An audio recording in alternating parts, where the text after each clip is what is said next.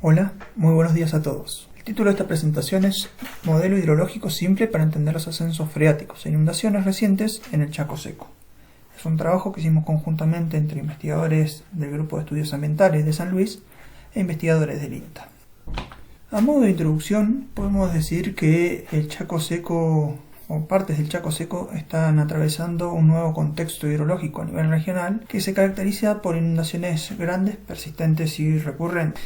Este tipo de fenómeno lo viene sufriendo la región de Bandera, en el sudeste de Santiago del Estero, donde hace más o menos 5 años se vienen repitiendo situaciones frecuentes de inundación que afectan a los cultivos. Y más recientemente también se expandió hacia la región agrícola del sudoeste de Chaco, en la zona de General Capdevila, Pinedo y demás. Si analizamos los patrones de inundación históricos de la región de Bandera, y estos son los departamentos Taboada y Belgrano del sudeste de Santiago del Estero, lo que vemos es que zonas que antes no se inundaban, marcadas acá en rojo, ahora se inundan. Cuando analizamos las causas de este nuevo contexto hidrológico regional, normalmente se atribuyen a dos grandes factores. Por un lado, el cambio climático y fundamentalmente la ocurrencia de eventos extremos de precipitación que generarían las inundaciones, y por otro lado, el cambio de uso de la tierra, en el cual el reemplazo de la vegetación nativa por cultivos agrícolas que hacen un menor uso del agua estaría generando estos excedentes hídricos. En cuanto a este último factor, habrían por lo menos dos características fundamentales: la vegetación, que estarían atrás de estos cambios, y bueno, en este caso los que nosotros pensamos que son los más importantes es la estacionalidad de la actividad foliar de la vegetación, ¿sí? La capacidad evapotranspirativa de la vegetación, que en el caso del bosque se mantenía verde o activo durante todo el año, mientras que el cultivo o los cultivos que la reemplazan normalmente tienen una estacionalidad mucho más definida, más acotada, con periodos de barbecho en los cuales puede no haber vegetación transpirando, lo cual reduciría la capacidad de consumo de los cultivos. La otra característica interesante de la vegetación, que parece estar jugando un rol importante, es la capacidad de profundizar del sistema radical, donde la vegetación nativa encontramos que tiene capacidad de explorar a más de 7 metros de profundidad en suelos de bandera, mientras que los cultivos normalmente se asume que exploran hasta 2 metros y medio de profundidad. Lo que pretendemos en este trabajo es tratar de entender cómo cambios en la precipitación o en estas características de la vegetación, sea la estacionalidad del área foliar o de la actividad foliar y la profundización de las raíces, de modo de poder tratar de buscar estrategias para reducir el impacto de las inundaciones en esta región del Chaco. Para esto desarrollamos un modelo de balance hídrico sencillo para tratar de entender precisamente cómo afectan estas variables. Las características de este modelo es que es un modelo de paso mensual, es decir, que se ingresan datos climáticos a escala mensual. Se trata de un modelo vertical, sin flujos laterales, es decir, que básicamente las entradas son por precipitación, las salidas son por evapotranspiración, y todo lo que hace a la escorrentía, el movimiento subsuperficial del agua lateral, no es tenido en cuenta. Como inputs del modelo tenemos inputs climáticos, de vegetación y de suelo, donde los inputs climáticos son la precipitación y la evapotranspiración de referencia mensual. Como inputs de vegetación tenemos la dinámica del área foliar y en particular del coeficiente de cultivo KCB, que permite estimar la evapotranspiración del cultivo al multiplicarlo por la evapotranspiración de referencia, el cual estimamos a partir de dinámicas tomadas in situ de el índice de área foliar NDVI. El otro input de vegetación es la profundidad de raíces, ¿sí? Que en este caso la tomamos como constante, no seguimos la dinámica temporal de profundización, sino que simplemente nos permite decir, bueno, cuál es la zona que pueden alcanzar las raíces. Como inputs de suelo, lo que pide el modelo es el agua útil, es decir, la diferencia entre punto de marchitez y capacidad de campo, el agua libre entre capacidad de campo y saturación, de modo de poder estimar cuánta agua pueden tomar los cultivos por aporte capilar desde la napa, y el espesor del frente capilar, que depende de la textura del suelo fundamentalmente.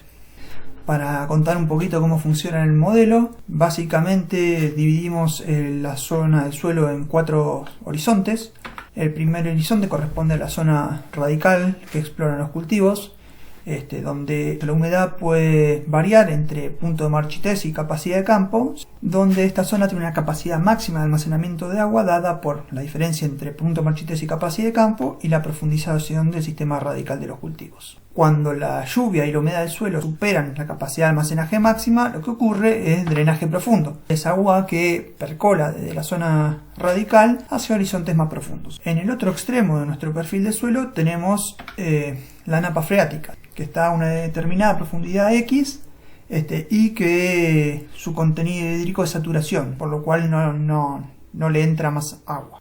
Por encima de la napa está la zona de ascenso capilar, que tendrá un determinado espesor según la textura del suelo. Esta zona se encuentra entre capacidad de campo y saturación, por lo cual el suelo no puede retener más humedad en esta zona. Cualquier flujo de agua que le entre en esta zona atraviesa esta zona porque no la puede retener el suelo y va a la napa freática, por lo cual decimos que esta es una zona bypass. Y finalmente, entre la zona capilar y la zona radical existe una zona, que es la que llamamos zona buffer, que es el horizonte 2, que puede estar, de nuevo, entre capacidad de campo, entre punto marchitez y capacidad de campo, pero que normalmente luego de un desmonte se encuentra cerca del punto de marchitez.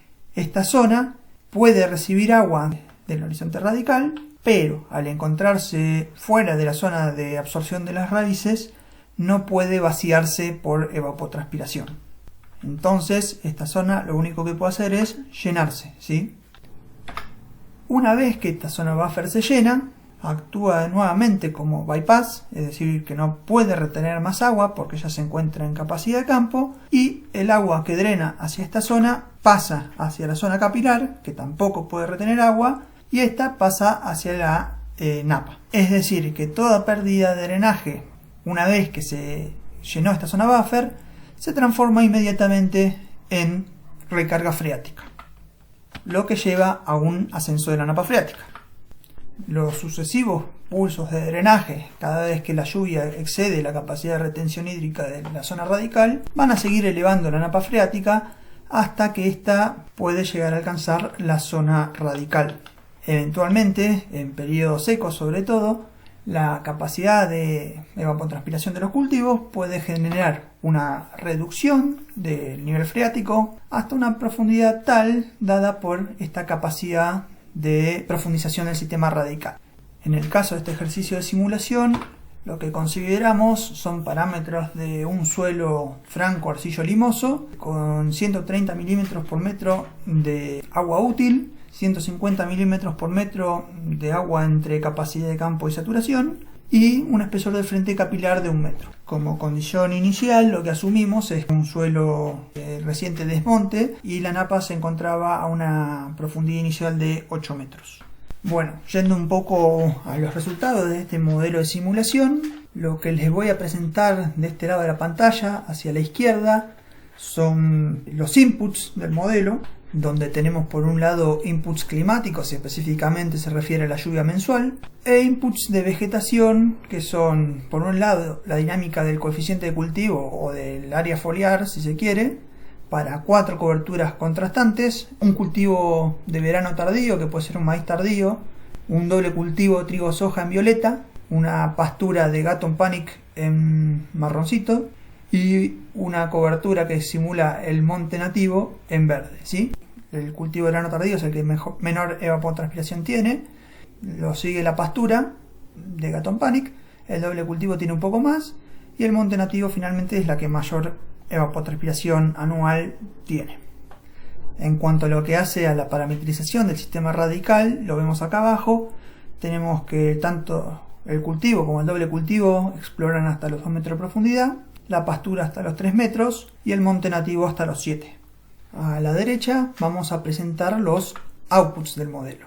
En esta gráfica de arriba vamos a presentar lo que es la precipitación mensual o la evolución de la precipitación mensual, donde vemos que no hay una tendencia creciente en la precipitación mensual, al menos visto desde este análisis, ¿sí? En la gráfica de abajo vemos la evolución de la profundidad de napa simulada. En este caso presentamos los dos tipos de vegetación más contrastante, el monte nativo en verde y el cultivo de verano tardío en rojo. Y lo que podemos observar es que el monte nativo mantiene la napa a 8 metros de profundidad, mientras que el cultivo rápidamente experimenta un ascenso de napa freática y la mantiene normalmente entre los 3 metros y el 50 centímetros de profundidad, por decirlo algo. Fíjense que estos son valores mensuales, por lo cual es muy difícil que llegue a superficie, que se mantenga en superficie en promedio durante todo un mes es muy difícil. Pero ya cuando hablamos de profundidades de metro, metro y medio, ya estamos hablando de muy alto riesgo de anegamiento, ¿sí? Esta zona marcada, sombreada en celeste. Pero bueno, fíjense que en este caso el cultivo presentó bastantes periodos con napa ya en niveles de riesgo de anegamiento. Cuando vemos qué pasa con las otras dos coberturas, lo que vemos es que tienen una situación intermedia, si se quiere, la del monte y el cultivo simple. Vemos que tanto el doble cultivo como la pastura, representados en violeta y marroncito respectivamente, tardan más en llegar a esta condición de napa más o menos cercana a la superficie, pero una vez que alcanzan los 3-4 metros de profundidad, ya se mantienen en esa situación. En este caso, como la pastura tiene un sistema radical más profundo, puede deprimir en periodos secos la napa a mayores profundidades y vemos que tanto uno como otro tienen mucho menor riesgo de inundación que el cultivo simple, ¿sí? En el caso del doble cultivo, por ahí hay periodos específicos que tienen, o en este caso acá, que tienen situaciones de anegamiento. En el caso de la pastura es un poco más difícil que experimenten condiciones de anegamiento. Esto es simulado para las condiciones normales, con una lluvia promedio de esos 50 años de 990 milímetros, y esta es la distribución de la lluvia anual, si se quiere, ¿sí? La media dijimos que estaba en torno a los 1000 milímetros, pero tenemos situaciones tanto de 400 como de 1800 milímetros. Bueno, jugando a ser un poco San Pedro, lo que hacemos ahora es subirle un 10% de la precipitación mensual, y lo que tenemos es esta nueva distribución de lluvias, ¿sí? La vemos ahora en celeste oscuro, lo que es la nueva distribución de lluvias, y en clarito lo que vemos es la distribución real. Sumando este 10% de lluvias, lo que tenemos es que la precipitación promedio pasó de 990 a 1090 por año. Este aumento llevó a que tengamos algunos meses, por ejemplo, a principios de la serie, con 500 milímetros de lluvia mensual. Y fíjense cómo respondió estos sistemas a estos aumentos de precipitación, ¿sí? Lógicamente tenemos una mayor incidencia de eventos de inundación en los cultivos de verano simple, que llegaron antes a la condición de anegamiento, pero también tanto pasturas como doble cultivos se vieron, se llegó antes a esta condición de napa entre los 3-4 metros, ¿sí? Rápidamente, ya en 10 años, ya llegaron a esta condición y se mantuvieron ahí. Lógicamente, la condición de anegamiento subió tanto para el doble cultivo como para las pasturas, donde de nuevo, ¿sí? Tienen menor incidencia de eventos de anegamiento que el cultivo simple, pero ahora incluso las pasturas pueden llegar a tener algún evento de anegamiento o de peligro de anegamiento. En el caso del bosque vemos que estos pulsos intensos o grandes de precipitación generan cierta recarga en la napa freática, pero durante periodos un poco más secos el monte logra volver a restituirla a sus niveles originales. En este caso lo que vamos a hacer es borrar los eventos de precipitaciones por encima del percentil 66, es decir que como máximo tenemos 900 milímetros de precipitación y logramos así una condición de precipitación promedio de 840 milímetros. Lo que observamos, eliminando los eventos de mayor precipitación, lo que vemos es que en este caso, lógicamente se reducen la cantidad y magnitud de los eventos de drenaje. La napa freática tarda más en alcanzar la condición de anegamiento en el cultivo simple, pero si bien ven que son más cortitos y menos, Todavía hay condiciones o situaciones de anegamiento en el caso del cultivo simple, pero normalmente este cultivo se mantiene en situaciones de napa entre los 3 y los 2 metros. El doble cultivo vemos que no manifiesta recarga hasta muy avanzada la simulación, ¿sí?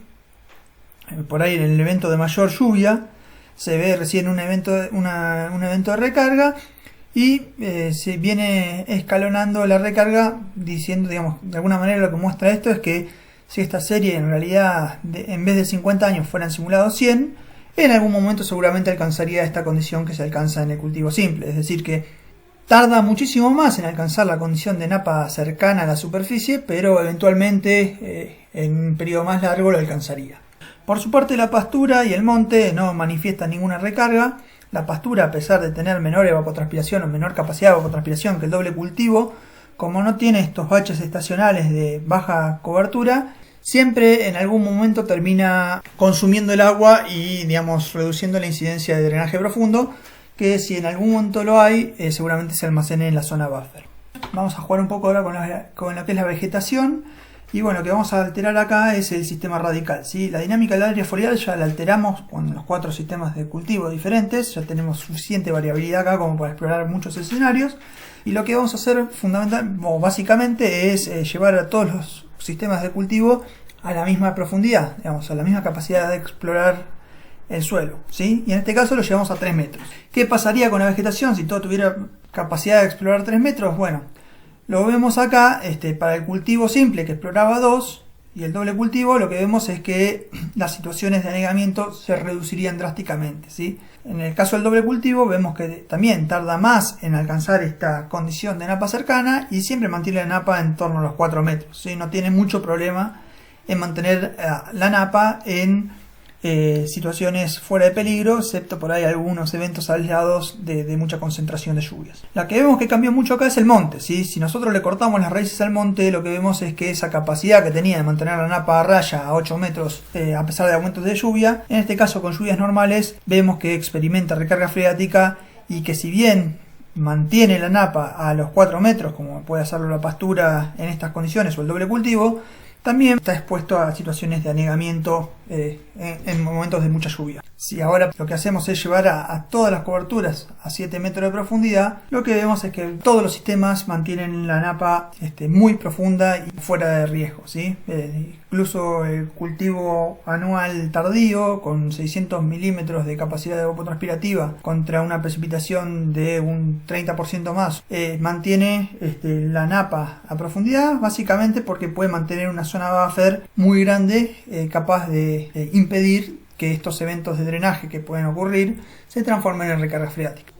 Entonces, como conclusiones de este trabajo, dijimos que estamos en un nuevo contexto hidrológico regional en la zona del Chaco, o en buenas partes del este del Chaco y también hacia el oeste, donde los principales eventos causales son el cambio climático y el cambio de uso de la tierra. A esto, como factores causales de inundaciones, debemos agregar ahora la situación de napas cercanas, que hace un par de años hace un par de pares de años no existían, donde las napas cercanas lo que determinan es que ahora se necesite mucho menos lluvia para que el drenaje profundo se manifieste en una recarga freática.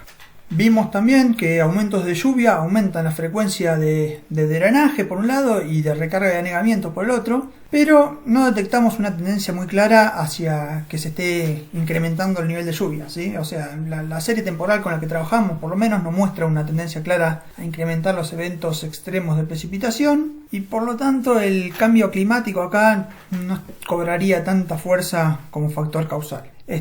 Si el cambio climático no tiene que ser los cambios de vegetación, donde vemos que uno puede, mediante intensificación agrícola, en vez de sembrar cultivo simple, puede sembrar cultivo doble o, 10 cultivos por año, para aumentar el área foliar o la actividad fotosintética durante el año y aumentar la evapotranspiración, ¿sí? Esto, sin duda, reduciría el desbalance entre precipitación y evapotranspiración, reduciendo la cantidad de drenaje profundo. Si bien se puede reducir de esta manera el drenaje profundo, no se suprime por completo, ¿sí? Siempre hay algún mes que llueve más de lo que el suelo puede almacenar y ocurren eventos de drenaje profundo que después no pueden consumirse. Por último, lo que encontramos con esta simulación es que la inclusión de cultivos con raíces más profundas sería necesaria para deprimir más el nivel freático y reducir el riesgo de inundación. Bueno, y para terminar, mostrar una imagen de bandera de enero del 2015, ya la vimos en la introducción, que bueno, afectó un montón de superficie, un montón de cultivos y sobre todo nos agarró a todos desprevenidos, ¿no? Fue un evento que sin duda marcó un antes y un después en la condición de inundabilidad de la región, pero si nos retrotraemos a 5 o 6 meses antes y vemos qué pasaba en el suelo, veíamos que ya este suelo mucha capacidad de acumular más agua no tenía. Así que hay que estar un poco por ahí más atentos a las señales que da el suelo, además de las tendencias climáticas, para tratar de anticiparse a estos fenómenos de gran inundación. Muchas gracias y cualquier duda la vemos ahora.